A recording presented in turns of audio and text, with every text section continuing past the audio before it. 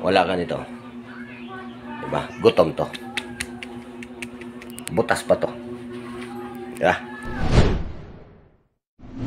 Hello at shout out nga pala sa atin yung mga kabamers, no? At siyempre yung ating mga lods dyan na laging nakasubaybay o nakasuporta sa ating channel na si Bombers Palawan Vlog. At ayun nga pala kabamers, kagawa tayo ng ice dahil nga siyempre lang natag-init summer season.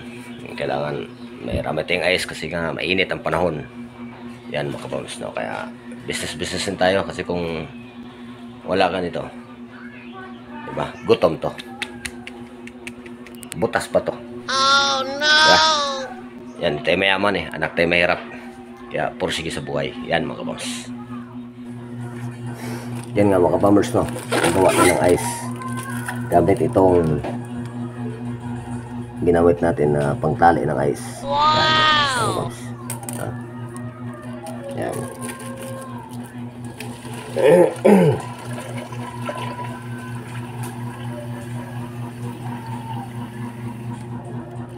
Business rin ba hanggat may time?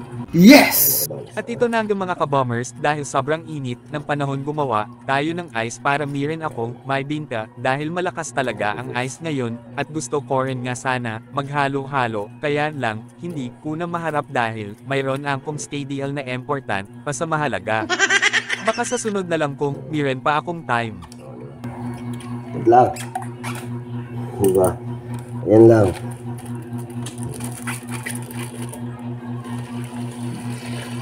At kailangan talaga ang mahabang. Pasensya sa paggawa ng ice lalo na kung ang mga plastic ay may mga butas, talagang nakakaasar.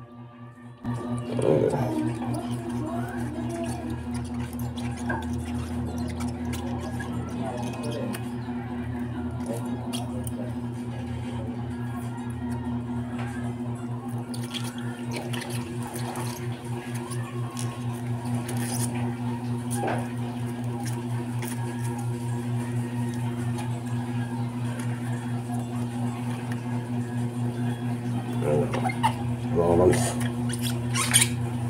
Yan diba? Kanya lang mga kabamers, no?